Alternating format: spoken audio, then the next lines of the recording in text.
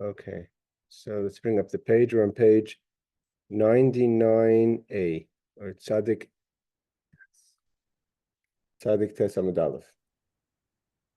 Hold on, here we go.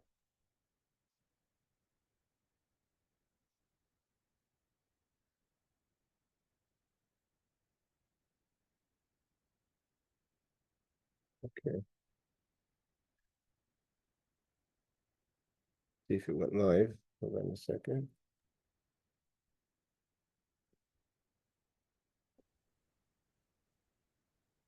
Okay. So we're holding another Gemara that's discussing if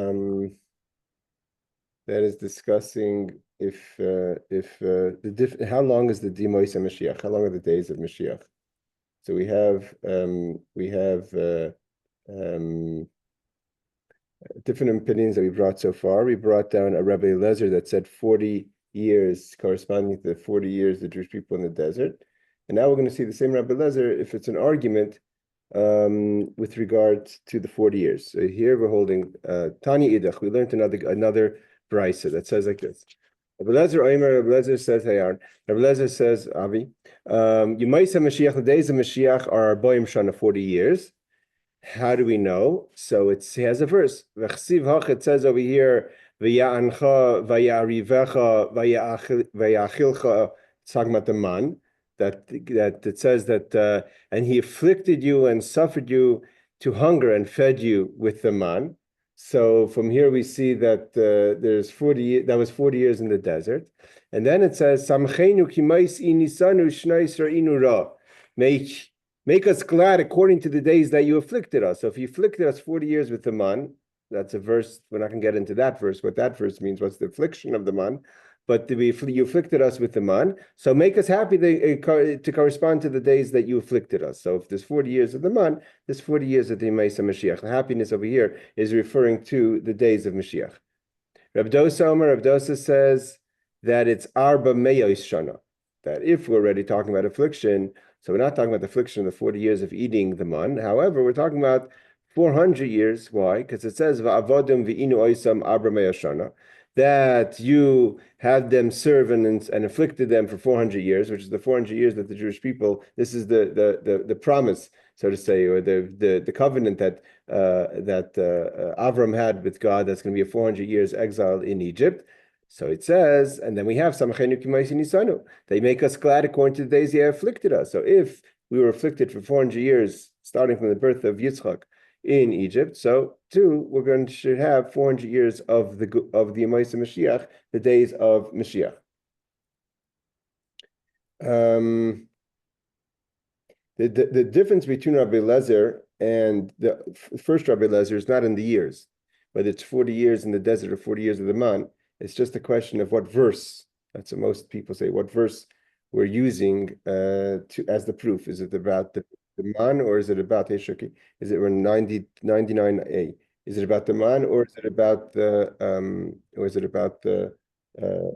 actual time in the desert? It says the connection. It's brought down. The Maharsha says, what's the connection of the 40 years of the desert with the days of Mashiach specifically? So he says because we sinned, so we didn't go right away into the Geula, and those 40 years kind of that we were in should have been times that we were in the days of Mashiach, and so therefore it comes back later to be the 40 years of Mashiach. That's what the Maharsha says. He says, if they wouldn't have sinned in the desert, so then we would have had. Sorry if the sound isn't great. So then we would have had. We would have run right away into Eretz Yisrael, and those 40 hey Bruce, and we're 99A, and those 40 years, they should have been good years. We should have had those good years in Eretz Yisrael. Instead, we spend them in the desert. So to make up for the 40 years that we, so to say, suffered in the desert, so therefore we're going to have them with the days of Mashiach. So says the Maharsha. Rabbeinu HaKadosh says, the author of the Mishnah, that it is Shloish Meyos V'Shishim V'Chamishana. Again, we have to figure out these Gemaras according to the 6,000 years. If it goes into the 6,000 years, the Gemara we learned until now is that there's 6,000 years Havi Olma. if we're talking about when these Yemais Mashiach are, that has to be figured out exactly, because once we reach 400 years or 350 years, that's already into the time we're now 250 years away from the 6,000th year. So he said, and we're definitely not in the days of Mashiach right now. So Rebbe says, Shloish Me'as v'shishim echamesh shana. It's going to be 365 years. Why? Corresponding to the days of the lunar, of the solar calendar, not the lunar. Although the Jewish people count by a lunar calendar, which is 357, 58 days, but we're counting over here according to the days of the solar calendar. Like the days of the solar calendar, Shenemar, as it says,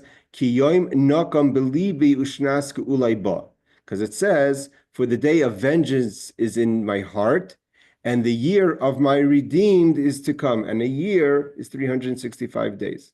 Now, according to some opinions, are going to say that Rebbe learns that it's every day by God is 1,000 years, so it's 365,000 years. But let's see what Rashi says. Rashi says Rebbe Omer Shin Samachay 365. Shin is 300, Samach is 60, and Hey is 5. Kiminyan Yemai Sachama, according to the days of the solar calendar. Dechsiv, as it says, Kiyom Nakam Belibi Vishnasku Uliba. So the day of vengeance and the day of redemption is going to come. Like Rashi says in the brackets, Liyom Nakim Shal Meraglim, Arboim Yom, Ma Yom Nakim Shal Meraglim, Shana Achas B'cho Yom, Yom L'Shana, Yom L'Shana. So he says, just like, so has 365 years, it should be 365 days. So just like by the spies, for their 40 days in the desert every day, 40 days in their mission of spying, they spent a year in the desert per day. So too, per day of the 365 days of the year, each day represents a year, and therefore will be 365 years. Like the Meraglim, like the spies, had to stay 40 years corresponding to the 40 days. Shana achas b'chol yoim. Yoim l'shana, yoim l'shana. Like God told them in Bamidbar, after they sinned with the spies, that they're going to have to be in the desert a day per year. Kach shnas geula, so too the years of redemption. Ba shana liyoim, shana liyoim. Shelekol yoim v'yoim shal shana zu haksuva shnas geula b'mikra neistim shana achas. For every, it says that my day of redemption, my year of redemption, it's going to be a year per each day of redemption. So that's one opinion. One opinion that Rashi brings down is that Rebbe says it's going to be, the days of Mashiach will be 365 years, corresponding to 365 days of the solar calendar, 1 year per day. The Istagar say, there are those who say that once we're already going out of the literal translation of 365 days, so there's those who say no, that we're not talking about 365 years. Istagar say that those who hold Shesa Alafim Shana, 365,000 years. Just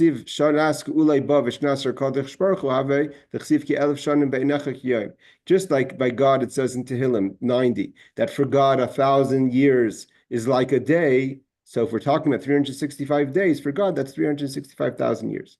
Okay, so either Rebbe is talking about that the Yemos Mashiach will be 365,000 years or will be 365 years. We're going to see in a second how what does it mean, Yom Nakim Belibi. What does it mean that in my heart is vengeance? So he says, first Rabbi Steinsaltz says over here, in other sources, which he quotes from Rashi, Rabbi Yehuda Nasi is quoted as saying the duration of the Messianic era will be 365,000 years, corresponding to a full year of the days of the God, of days of God, based on the verse, for 1,000 years in your eyes are but like yesterday, which means 1 day for 1,000 years. In the Medrash, an opinion is cited that the duration of the Messianic era will be 354,000 years, a full lunar year of days of God. So the question is if it's a lunar or a solar, 354, 365. Sorry, it was not 358, it's 365. There's 11 days between, we learned in Rosh Hashanah, between a solar and a lunar year. That's why we have the leap year. So, but either or, we're talking about a long time. So 365,000 or 354,000 is a long time.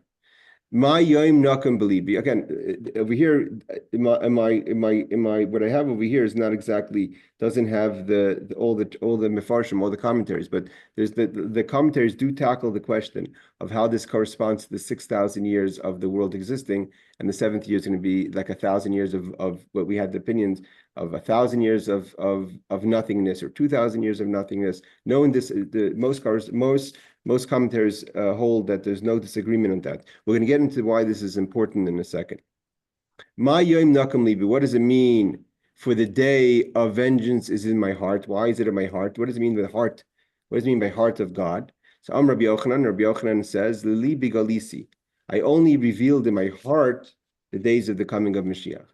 Leivarai loy galisi. To my limbs I didn't reveal. Means the heart is more hidden, a more hidden place, right?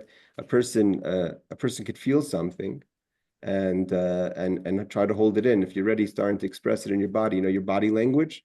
So if God's body language gave off the day of Mashiach, that would be more revealing. But if God keeps it in his heart and doesn't let his body language, so to say, we're going to see in a second, obviously God doesn't have a body, but we're talking about how we understand expression of things, of something, how it's kept in the heart versus something kept being expressed by the body. So too, God has different levels of revelation. Reb Shimon ben Lakish Amar, Libi Gilisi, that I only revealed it within my heart. L'malchi hashar like Gilisi. He's even saying it's even more hidden. That not only has it not expressed itself in body language or speech. Some others say body language here means speech, but even the angels don't know the day of Mashiach. We have the famous Rashi. We know clearly of our forefathers. Yaakov knew the Kates. There are those who knew the Kates. There's special tzaddikim that know more information, obviously, than the angels know. But it's a very well kept hidden secret. Rashi says, Le'evarai loy galisi. He says, Shaloi hoitzaisi davar mipiv. I didn't let it go out of my mouth. So we see speech. That even my limbs shouldn't be able to hear. But in my heart, it was kept the day of redemption. Yes, Aaron. Okay. So they say that I can't hear. We can't hear you. Oh, okay. Oh, can you hear me now? Yeah. Hold on one second. Just give me what the... Okay, wait. Okay, you can hear me now? Yeah. Okay. So they say that first part of the question is, they say that if we keep two Shabbases, and there's other things we could do, that Mashiach will come right away. So they're giving us no hope, saying all these dates, saying that this is the only way. And why the second question is, why the big discrepancy if there is a calculated calendar? Why the big discrepancy on how many days? Okay, so there's two separate points that you're mentioning. One point is when Mashiach is coming and how long are the days of Mashiach.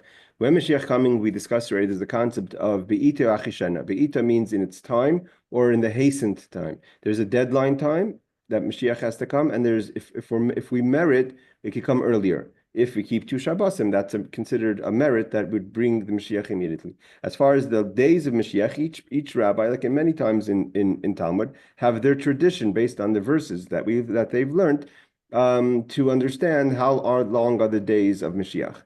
So we're talking about, some say 40 years, some say 365 years, 365,000 years, etc. But these are based on the idea how, in general, in learning in Talmud, how there's different traditions. We're going to see in a second that a person who's going to question the traditions of Torah is one who may not be welcome in the world to come.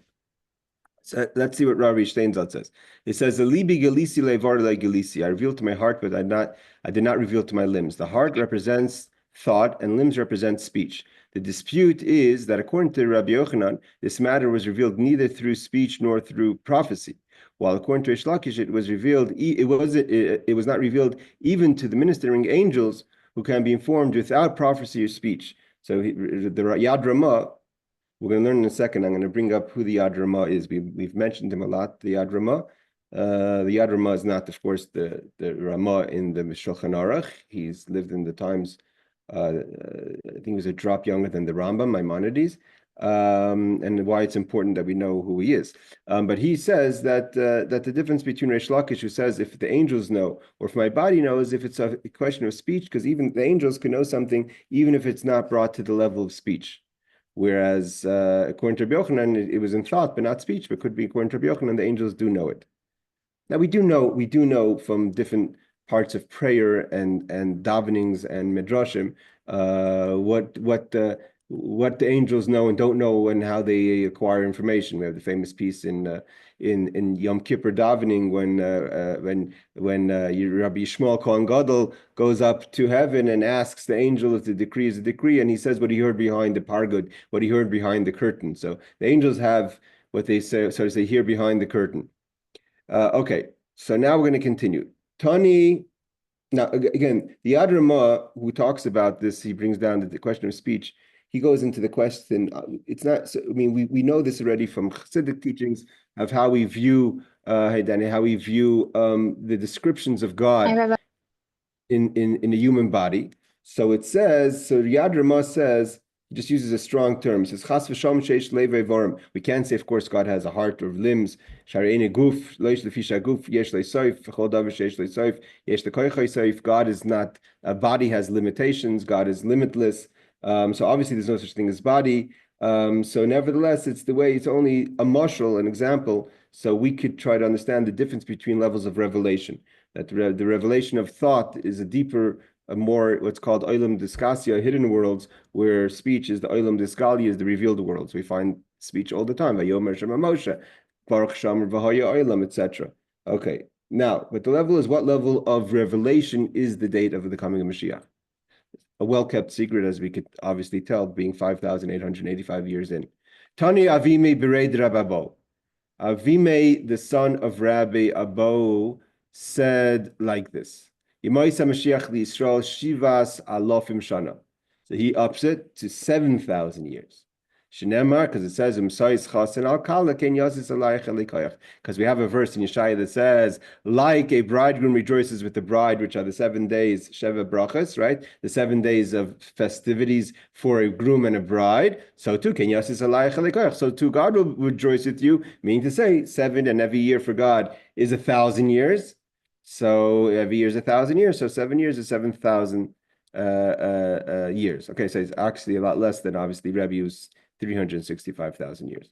So Rashi says, "Kimsais Chasa and Shivas Yimei Mishta Ken Yasis Alayich Shivas Yamim v'Yom Hakadosh Baruch Hu Elef Shana." Like we said before, God a year for God is 1,000 years. So therefore, Avimi says Avimi says it's 1,000 years. There's just a small note that the Ein Yaakov says. Those who pay attention to the Eicha, right? A lot of the Eicha that we say in Tisha B'Av describe the Jewish people as an almana, a widow, and we know that an almana, a widow who gets married, doesn't have 7 days of festivities. She gets 3 days of festivities. There's an almana who gets married again to a person who's been married, so neither of them both of them have once celebrated Sheva Brachas, then they have 3 days of festivities. So why, if the Jewish people are compared to an almana, so why, as a widow, so why do we have 7 days of festivities? So then Yaakov says, is because not only will God sort of say that we know that days of Mashiach are going to be like a marriage, but we're going to go from being a widow to being like a virgin. And so we get upgraded to the level of a virgin, and therefore we have 7 days of festivities. Okay, Amr Rav Yehuda Shmuel. Rav Yehuda says in the name of Shmuel. We're going to get to complicated Gemaras in a second, and we're going to see why it's important to know who the Yad Ramah is. I actually found this out by interesting, just Hashkacha Pratis. Amr Rav Yehuda Shmuel. Rav Yehuda says the name of Shmuel. Yemois HaMashiach Days Mashiach Ki Miyoim Shenivra Olam Adachshav. Is as many days as the world has been created till now. Like it says, Ki Mei HaShamayim Alar. It's just like the heaven and the earth. So the God created heaven and earth. So too is going to be the days of Mashiach. So basically, let's say 5,785 years, or then it was obviously a few thousand years before when Rav Yehuda said that in the name of Shmuel.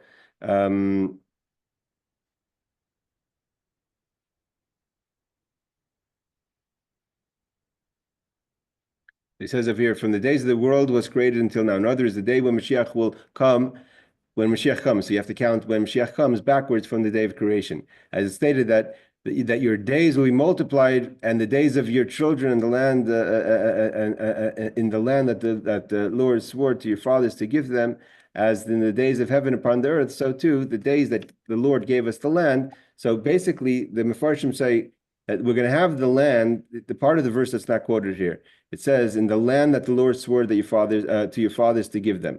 The Jewish people have not been that long in the land, even if you count the years of the judges and the first temple and the second temple, it still hasn't been in all those days. So therefore, it has to be referring to another time. When is that other time? That other time is the days of Mashiach. So Rashi says, how long is the days of Mashiach? Is going to be from when the world was created till Mashiach comes. Count out those days. So today, if Mashiach, Mir Hashem, were to come today, so 5,785 years would be the days of Mashiach. Like it says, the man year b'yumechem kimei hashemayim alarts v'le'omdu ba'artzam kol kach. Rashi says the Jewish people never lived that long in the land. So when's that reverse referring to? Obviously not at the time when the Jewish people lived in the land, but referring to the time the Jewish people were in when the days of Mashiach.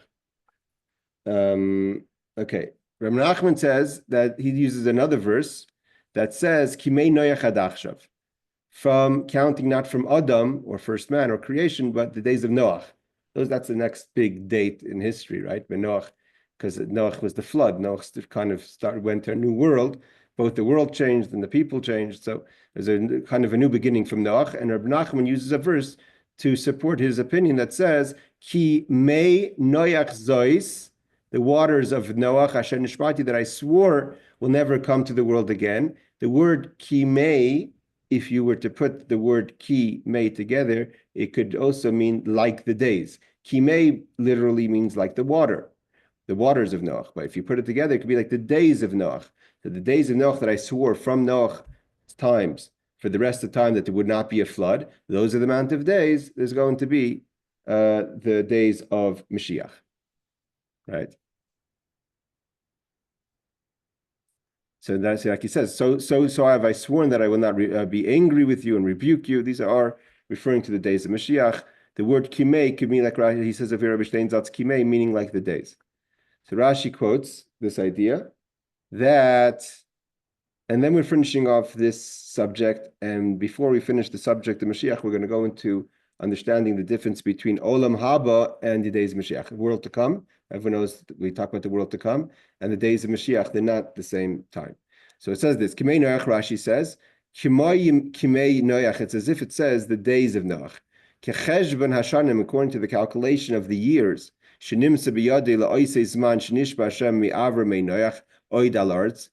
like God promised he wouldn't put the waters of after Noach's times in existence over there will never be again the floods over the entire world. I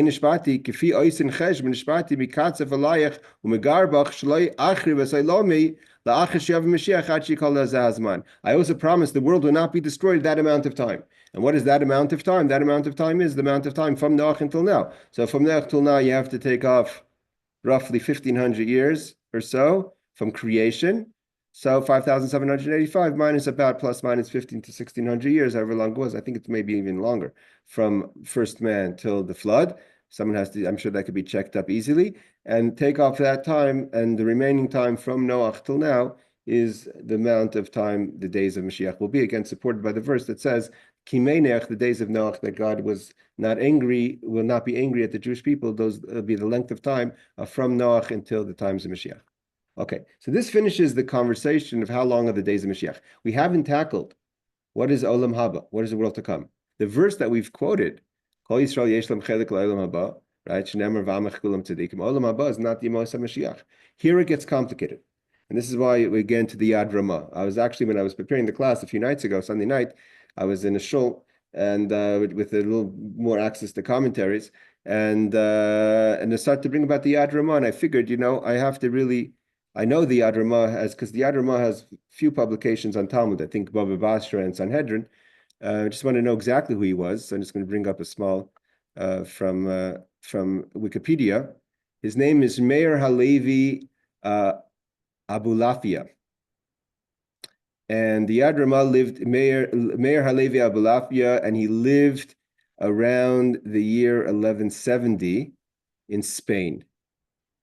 Now, what's important to our Talmud over here is he was one of the Sephardic rabbis, because Spain is the Sephardic rabbis, who went out against the Rambam. He was one of the ones who sent a letter to France where they burnt the Rambam, which ended up being a disaster because they ended up burning the whole Talmud. Once the Gentiles started burning Jewish books, they didn't just exclude. They didn't. It wasn't exclusive to the Rambam. You have to be careful when you let the beer into the room. So he was against the Rambam based on our Gemara. Our Gemara, we're now going to discuss how do we understand the days of Olam Haba? What does it mean, the days of the world to come? And we have two opinions. And the Rambam kind of combines the opinions, and the Rambam's opinion is that the days of Mashiach is going to be regular. Olam kiminhagi noag, the world is going to be a regular world, just that there's going to be a king Mashiach, and obviously we have to add the Beis Hamikdash according to Tosfos. The Beis Hamikdash is going to be here, so that's already kind of changing things. And others hold, and according to Rambam, the days of Olam Haba are going to be souls without bodies. The Yad Ramah took strong offense to that idea, and that was the basis of the idea of why he went out against the Rambam, and it's based on our Gemara here. The Rambam actually combines both opinions of the Talmud, which confuses a lot of people. But let's go see what the Gemara is talking about. Okay, so now we know the Yad Ramah actually lived around the time of the Rambam. So he says like this. Omer Rab Chia bar Abba. Rab Chia bar Abba said like this. Omer Rab Yochanan, the name of Rabbi Yochanan. Kol HaNeviim. All the prophecies about the days of Mashiach is meaning to say that the days of Mashiach, all the prophecies of the lamb and the lion, and all the prophecies about the benefits for the Jews in the days of Mashiach, kulam leinisnavu elimais Mashiach. Those are all prophecies just for the days of Mashiach. Aval oilam haba, the world to come is something totally different. And there we quote the verse, Ayin le'ra'asa, no eye has seen it. So you can't prophesize on something you don't know about or haven't seen. Elikim zulascha, elikim yasil machakaloi. No eye has seen it. God aside from you, who will do for those who await him. To those who await for the days of Olam Haba, they're going to merit to see the days of Olam Haba, but no one has prophesied about it. So anything you read about in the prophecies about the Mashiach is talking about the days of Mashiach. We're not talking about the world to come. That's the opinion of Rabbi Yochanan. He lived in the time of Shmuel. They were all students of Rebbe. Well, Preke Chelek, this agrees with Shmuel. This is a complicated Shmuel. And the Rambam brings both opinions. The Preke Chelek disagrees with Shmuel. The Amar Shmuel, because Shmuel says, Ein ben holam haza li'maisa Mashiach el shiv malchus b'van. That the Rambam says that Shmuel seems to say differently. From literally understanding what Shmuel says, that there's no difference between the Messianic era and this time and this world, aside for we won't be enslaved anymore. Meaning to say that the prophecies about the greatness and all that's going to happen in the days of Mashiach are another date. That is Olam Haba, where now when Mashiach comes, it's just going to be that the Jewish people are going to have their own rule. Now again, we have very clear what the Rambam says about the days of Mashiach and who Mashiach is, and Mashiach is made the king. And we spoke about last week about the Gemaras of David's going to be king and Mashiach's going to be king. That's obviously talking about some sort of level of the resurrection of the dead, because David has to come back. He says, just to talk right away on Shmuel, Tosfos and Shabbos, who brings down this opinion of Shmuel, says you have to add one thing, because you have to add the Beis Hamikdash as well. Like he says, the Avsha Ata in Yerushalayim ben Beis Hamikdash, Beis Mashiach here called Banui. So right away Tosfos throws in a wrench that Shmuel says that there's going to be no difference. It's not exactly no difference. You have to take no in context. So let's see what Rashi says. What are we talking about in the prophecy? When we're talking about the good things that are going to happen for the Jewish people, so Rabbi Yochanan says that's only talking about the days of Mashiach. However, the Olam Haba world to come, Ein Le'rasa, the Ein Ketz L'Davar, there's no end to that, because once there's no description. Ein Ketz, when you have no limit to something, it also has no description. Something that is described as a beginning and an end of a pleasure or of something that's happening fits into a space. If Ein Le'rasa means that it's no end to it, so we can't even describe it. We don't understand the goodness of what, or the days of what does it mean, the world to come. That's the opinion of Rabbi Yochanan. Meaning to say, but Shmuel, again, the Rambam quotes the Rambam quotes both these opinions, and the Rambam bases this to say that the end of days of Mashiach are going to be the Olam Haba is going to be bodies without souls without bodies. Nachmanides doesn't agree with this, and neither does the Yad Ramah agree with this. So much so that the Yad Ramah went out against the Rambam for holding this opinion. But the ideas of what it means in Moshe Mashiach, that's why the Rambam has a special preface to the Preke Chelek to understand what does it mean Olam Haba. But let's just continue. He says like this: Rabbi Yochia Barabba. Rabbi Barabba says, Rabbi Yochanan, name Rabbi Yochanan. Kol Anvim Leidus Navu. When we're talking about all the good things that are going to happen, it's only talking about Ela Lebali Tshuva. This is only going to happen for the person who's a Bali Tshuva, a person who's a returnee. Tshuva as a returnee. Aval Tzadikim Gemurim, but the absolute Reishitz, Dogosh, the emphasis is on the word Gemurim, because you could have a tzaddik. Anyone who's learned Tanya, what does a tzaddik gomer mean, right? The absolute tzaddik who's eradicated any kind of level of evil within that person's character, never mind in behavior. Ayin le'rasa likim zulascha. But when it comes for the blessings of the tzaddik gomer, that we can't even describe. So the Baal Tshuva, the one who's a returnee, that's the prophecies of what's going to be, what that person's going to benefit, he or she. But the tzaddik gomer, the absolute righteous person, no one's even seen their reward.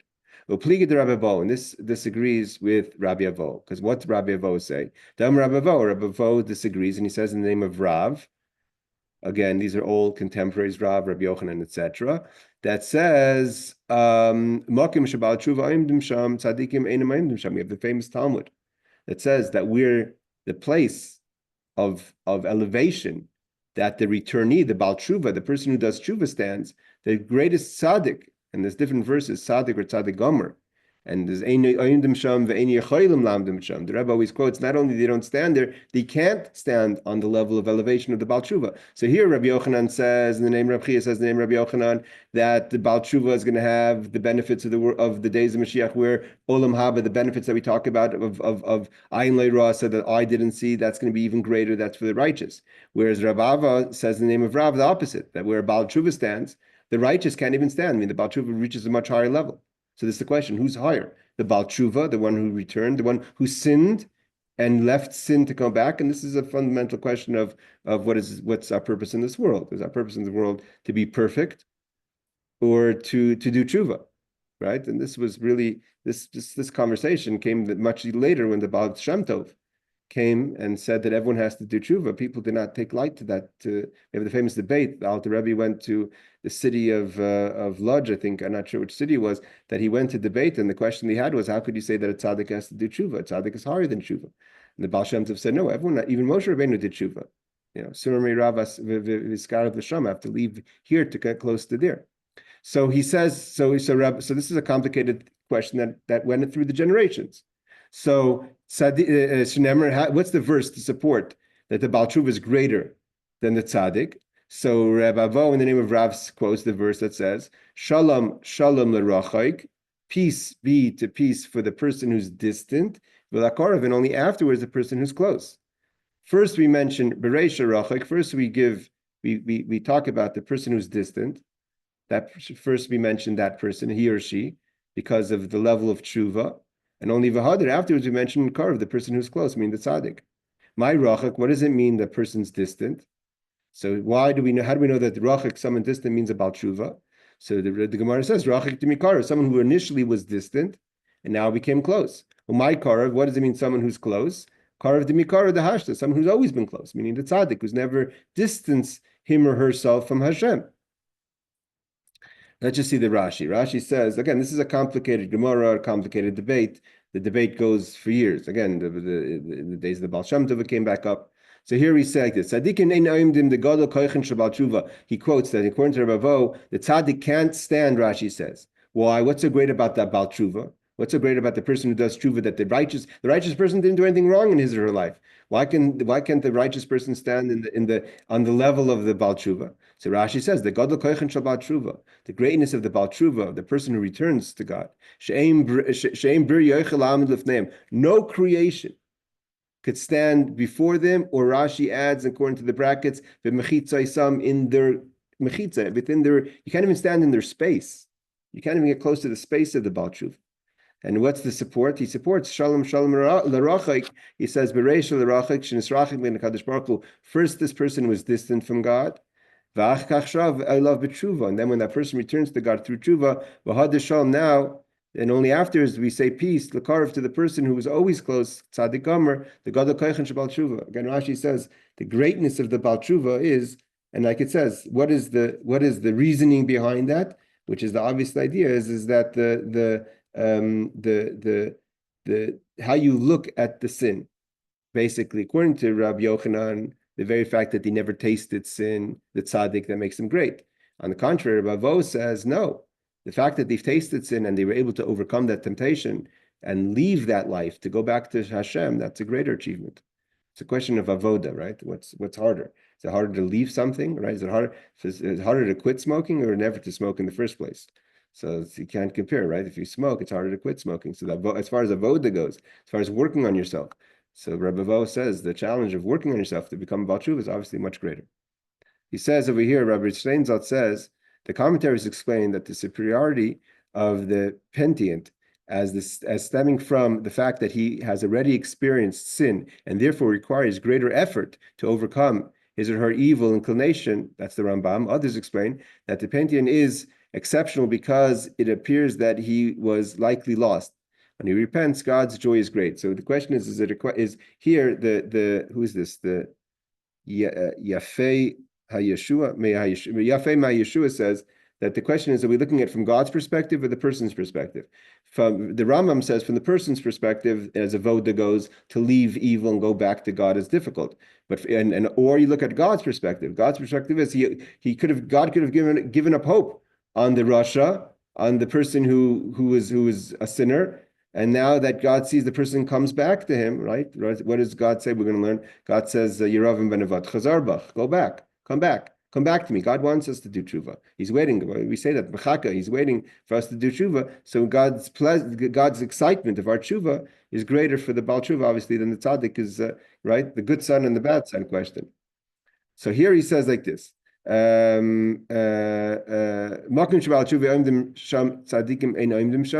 The painting is greater than the completely righteous person. In other words, one who never sinned in accordance with the opinion of Rab Abohu. Okay, I'm not sure what he's adding here. So that's the verse that Rabbi Vo brings. What is Rabbi Yochanan? How does he support that the tzaddik is greater? Now, if one is just to slow down and analyze the conversation, you don't have to say they're arguing. The Gemara looks at it like they're arguing. The Baal Tshuva could be standing in a place the tzaddik can never be standing. Rabbi Yochanan doesn't say where the Baal Tshuva is standing. He just says about the reward, that the reward of the Baal Tshuva is the reward of the days of Moshiach, whereas Ayin Lei Rasa is talking about the tzaddik. But that reward, we know in life in general, when you reward someone, it's not necessarily reward is based on what you've done. But what's special is not always the reward, A kid comes home with an 80, or another child comes home with a 95, you could be more dear to you, the mark of an 80, depending on the effort the child had to do to get to that mark, as opposed to the mark of a 90. And maybe you're going to gift the child with a 90 a greater gift, because on numbers, that child received the higher mark. But what's dear to you and special to you could be the efforts of the person who achieved the child who achieved an 80. So Rabbi Yochanan could say that the reward for the Baal Tshuva is the Yemos HaMashiach, so to say, what we've prophesied. And Ayin Lei Rasa is talking about the tzaddik. It's still not a contradiction to say that the Baal Tshuva is on a higher level, because reward and punishment goes according to what you've done. But nevertheless, as far as what's dear to Hashem, what's special to God, it doesn't have to always mean doesn't have to go in line with the reward. That's just my idea. But the Gemara obviously seems to understand that they're arguing. Rabbi Yochanan says, Rachik shu rachik ma'avera. So what does it mean that shalom rachik? No, that's actually talking about the tzaddik. That's talking about that person was always distant from sin. Karov shu karov ma'avera nisrachik man. The person who was closer to sin. So Rabbi Vo learns the pasuk more literal, that we're talking about close to God or distant from God. And Rabbi Yochanan says, no, it's talking about close to sin or distant from sin. Okay. Either way, the Gemara obviously disagrees with what I'm saying, because the Gemara says they are arguing. So let's continue. But I'm saying it doesn't have to be that way. That's all. Rabbi Chia says, Barava. Rabbi Yochanan, Rabbi Yochanan. These are These are extreme Gemaras. The Gemara says what all the prophecy is only talking about someone who married his daughter off to Talmud Chacham, right? You're trying to marry up, right? So what's marrying up in Torah? It's not money or prestige. Marrying up is you marry a Talmud Chacham. So if you marry your daughter to a Torah scholar, even though you may not be a Torah scholar, so for that you get the rewards of the prophets. But if you actually are a Torah scholar, it's greater. Or you do business to support the Torah scholar, or a person who gives the Talmud Chacham, the Torah scholar, to enjoy from his or her efforts, meaning from your monies. The student, the Torah scholar themselves. So basically, here the question is about Yisachar Zavulun, basically. Who's greater, the Tamchei Dairaisa, the person who supports Torah, the person who studies Torah? So even though Samach Zavulun Mitzaysecha v'Yisachar B'Ohelecha, even though Yaakov mentions Zavulun before Yisachar, Reb Chia bar Abba says that nevertheless, as much as we appreciate those who support Torah, the support of Torah doesn't come close to the actual Torah itself, and therefore the prophecies. Again, what we're seeing here is one thing for sure: is the prophecies about the rewards that we know that are described are much lower than the prophecies or about the idea that's not the ayin le'rasa, the ideas that the eye hasn't seen. Something that the eye hasn't seen is closer, is higher, and therefore cannot be described. No one's seen it. So anything that's been described is more for someone, a tamchei d'oraisa, someone who supports Torah. And it's interesting, he includes someone who supports Torah, someone who marries into Torah, right? Marries his daughter off to Talmud Chacham. What was the idea basically? Rashi spoke about that, right? Rashi's daughters, they all married Rashi's daughter. Rashi's daughter is a great Bas Talmud Chacham. There's a whole thing about that, the ideas of the students, the grandchildren of Rashi. They're all from his daughters. I think Rashi raised some of his grandsons. That was the idea. That in case, what's the idea of marrying a Bas Talmud Chacham? That in case in case something happens to you, the grandfather could raise them. I think that's one of the ideas. All right, what's now? Okay, now we said that there's something the eye hasn't seen. So obviously everyone's excited. What is it that we haven't seen? So my ayin le'rasa. So of course we don't leave it at an unknown. So I'm Reb Shua ben Levi. Reb Shua, the son of Levi, says ayin hamashumer ba'anovav mishesh mei braces. It's a kind of hidden wine that its grapes have been kept from the 6 days of creation. We know the 6 days of creation means to say before the sin of the tree of knowledge. So before sin has been incorporated into the world, there's things, and there's things kind of hidden for that time, and that is the kind of the gift that whoever we're talking about, the Olam Haba or the Talmud Chacham, etc., or the Baal Tshuva is going to enjoy. So it's talking about special wine from the grapes of the 6 days of creation. Rish Lakish says Ze'eden. Okay, here we're going to a very interesting concept. We all talk about the Garden of Eden, but everyone knows when you say Garden of Eden, it's not just a statement. There's Eden and there's the Garden of Eden. So we're talking about the Garden of Eden. The eye has never seen Eden itself. Rish Lakish says Ze'eden. No one's ever been in Eden because even Adam, first man, God put him in the Garden of Eden, right? The garden is outside the house, wasn't let inside. So you're saying, where did the man live? We just said no one's seen the Eden. So he says, Began, he lived in the garden. The garden is not Eden itself. Maybe you're going to think that Gan Eden is one thing. It's not that there's a garden of Eden. So we have a verse to support differently. The Torah says, "V'nahar yoytze mi Eden." The river, the original river before it split into four, left Eden. Lahashkis is Agan to irrigate the garden. So the water came to water the garden. So it left Eden, and Eden, no one's ever seen Eden. First man was in the Garden of Eden. Okay, Chassidus obviously in Kabbalistic teachings goes very deep into the difference between Eden and Garden of Eden. What is the river? The river is Bina, understanding. Garden of Eden, Eden itself is Chachma, Ayin Timatze, wisdom is Eden. Gan is the Midos, is the emotions, because like a garden, it's Sameach, things that grow. When you use the knowledge to excite your emotions about God, that's the idea of the Nahar, the river, which is Bina, understanding, that goes and waters the garden. Okay, so that's the idea of Chassidus in a nutshell, explains the concept of the Garden of Eden. So the Rabbi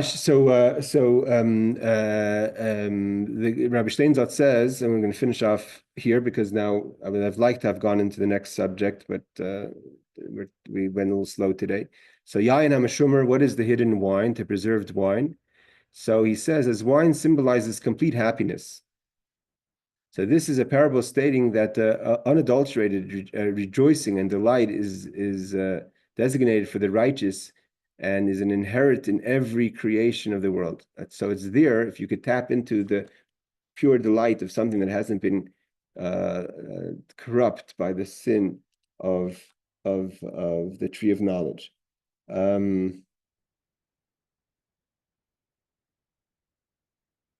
Other commentaries, just finish off over here. Other commentaries say, what is the idea of the Ayin HaMashuma, the hidden wine or the preserved wine? So, like a person who sometimes drinks to kind of get themselves out of their reality in a negative way. So, the idea of the Ayin HaMashuma is to take out of the reality of the negativity of this world. The Eitz Yosef says he goes into kind of explaining a little Kabbalistically that the idea of that first man was only in the Garden of Eden, not in Eden itself, is similar to what I said about the idea of Bina, understanding, and Chachma, wisdom, whereas the garden is the world of emotions, is that it's all about levels of revelation. So the Adam, first man, and that's why we say that Mashiach, who's going to teach Torah even to Moshe Rabbeinu, and we're talking about the days of Mashiach, we're talking about Olam Haba, that Mashiach is going to be greater than even Adam before the sin, because even Adam before the sin was in the Garden of Eden, but not in Eden. Means he only had access, and that's why he was able to sin. The sin of the tree of knowledge is because he was lacking the connection to Chachma, which is the wisdom. If he had the connection to the Chachma, he would have stayed on course and not have sinned. But when you live in the world of emotion, things are a little differently. All right, everyone. Let's stop here, I think.